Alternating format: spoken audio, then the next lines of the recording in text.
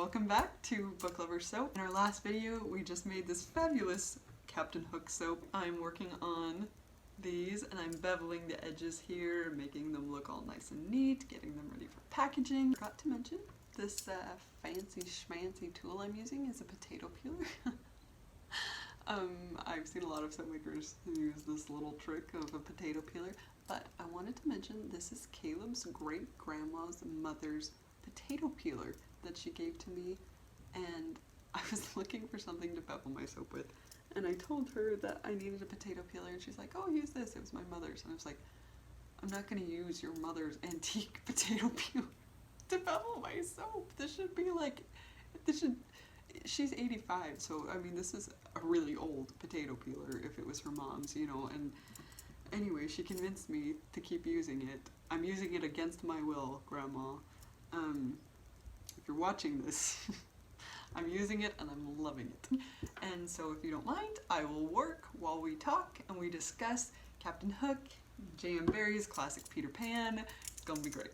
I'm just gonna jump right in because I'm super excited about this. Captain Hook is such a fabulous villain. He's such an incredible villain, and I really find that a lot of J.M. Barrie's cool literary motifs are found in his character. Captain Hook's a pretty scary character, and they really build that up in the first time that you meet him. I don't know if you guys have gotten to that part yet. They've been flying around Neverland, they've been flying for days, you know, and they get there and there's real pirates, you know, the reality of Neverland kind of hits them. I thought that was so cool.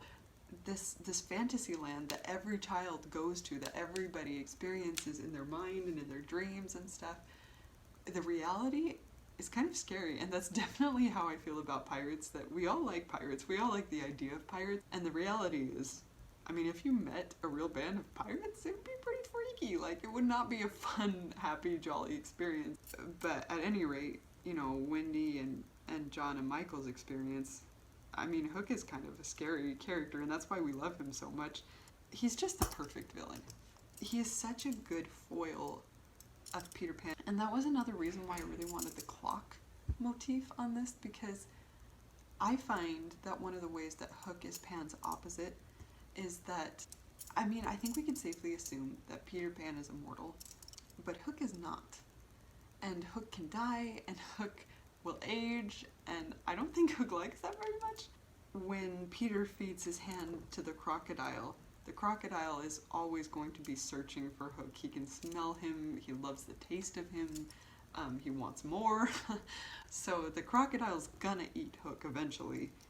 The symbol of the crocodile is the ticking clock in its stomach. It's not just death that Hook fears, but it's death and time, because all of us at some point will die. Time is really our enemy the older we get, you know, and Peter Pan has no concept of time. He forgets people after, like, knowing them for a short amount of time. In fact, that freaks out. I don't know if you've gotten to that part, but that totally freaks out Wendy and John and Michael, because, like, what if he forgets us? Like, we're stuck out here because he's totally forgotten. Like, that's a possibility, you know. That is how little concept Peter has of time, and I think that's a fascinating idea, and I think it's fascinating that this villain, Hook, that's all he can think about is time and his fear of time. It's kind of a dark comedy. There's also a lot of tragic element to Hook. I have to talk about Mr. Darling when I talk about Hook, because it's tradition that the same person who plays Hook also plays Mr. Darling, and vice versa. They carry that on in the Disney version as well, and that's a carryover from the stage play. So I've read that was honestly done just because they didn't want to waste the actor. But does that ever, I'm a theater person, and I'm like, I don't think that really happens. I think that there's always a reason why you double cast a character, and in this case I definitely think that there was a meaning behind it, because Mr. Darling and Hook really serve the same purpose in the story. Yes, there's definitely a problem with never growing up, but there's also a problem with growing up too much. And I think that Mr. Darling is a great example of that he is so grown up, in the sense of a grown up who cannot even remember what it was like to be a kid. And as I grow up, I realize I forget a lot, like in talking to my kids, of like, Oh yeah, that's totally how I felt as a kid. Man, I remember thinking to myself, I'm not gonna be a parent who does that. Here I am, a parent who does whatever I thought I wouldn't do, you know. We forget so easily what it's like to be a child. I'm specifically thinking of the scene at the beginning where he plays the prank on Ned. He's a total hypocrite. He's telling his kids to take their medicine when really, like, he hates taking his own medicine and gives her his medicine pretending that it's milk. And the kids are horrified because that's such a stupid, immature, childish thing to do, you know. And that's a lot of the tragedy, I think, is that there's a big difference between being childlike and being childish. And Mr. Darling does not know that difference, and he cannot remember what it's like to be a child.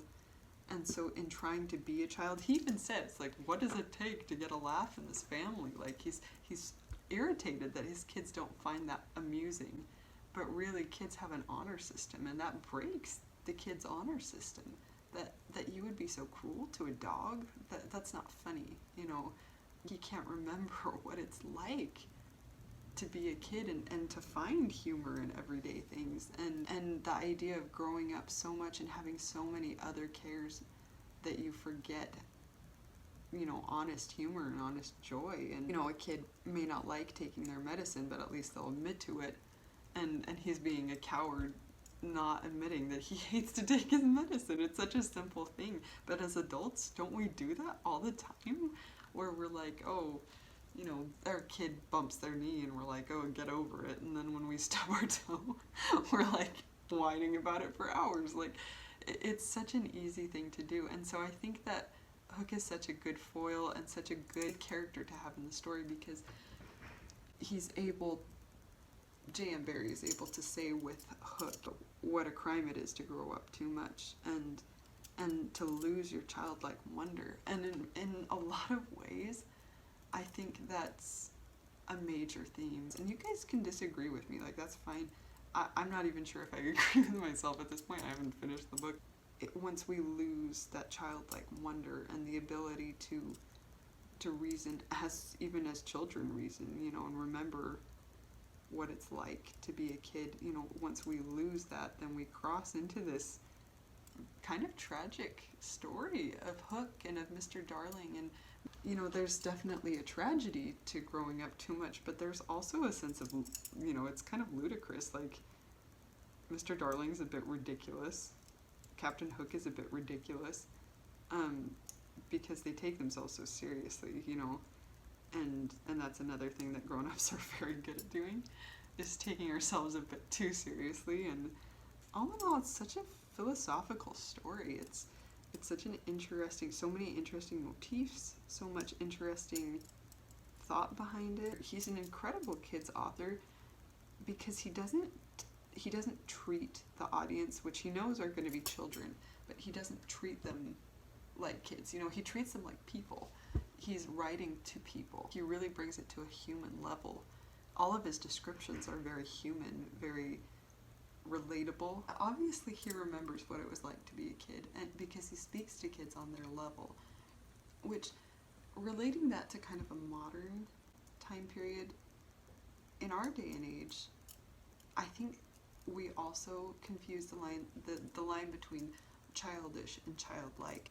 In a lot of ways, grown-ups today act a lot more childish, and children act a lot less childlike. And by that I mean kids have kind of lost a lot of their childish wonder. Just because of the world we live in, it's kind of hard to maintain that as much nowadays. Kids are kind of expected to grow up very quickly, which might be why as adults we're not expected to grow up as much, you know. And there's nothing wrong with sitting down with a bowl of Fruit Loops and watching cartoons as an adult. There's nothing wrong with that, and I think that's good to be in touch with that child within all of us. But at the same time, you know, we've kind of lost our ability to have childlike wonder out of the desire for that. I think we've definitely increased our childishness, you know, trying so hard, like Mr. Darling, to find the fun and find that relation to children that we have inside of us, but it doesn't always work because we can't actually remember the wonder of being a child, whether that be by never growing up like Peter Pan, which none of us will, or the more real, more tragic idea of maybe we grow up a little bit too fast and are always looking for that sense of wonder that maybe we've either lost or never had. Sorry, this turned into kind of a downer conversation. But I do think it's important, and one thing that I have taken from this is a desire to more let my kids be kids, and not in the sense of, let them get away with stuff, but in the sense of let them wonder, let them be curious, let them learn and grow through curiosity. I mentioned that kids have kind of an honor system. There are things that I've noticed my kids just seem to naturally have. Kids are in a lot of ways better than we are. And that is one thing that I've kind of been taking from this, is that J.M. Barrie definitely watched children and understood them. And through reading this book, I'm learning more to watch and understand children, and to maybe understand some of the silly things about myself that maybe I shouldn't take too seriously. Maybe I am a little bit more like Captain Hook than I would like to realize. And definitely a lot more like Mr. Darling than I would like. I'm very curious to know your guys' thoughts. Also, I should mention, look at how nice this bubbling looks. It just adds a little level of classiness to this that I really like. It's really good. Super glad to be making this video. Stay safe, everyone. Keep washing your hands. Thanks for watching. I'm gonna keep working on my soap. Gonna keep reading Peter Pan. Have a magical evening.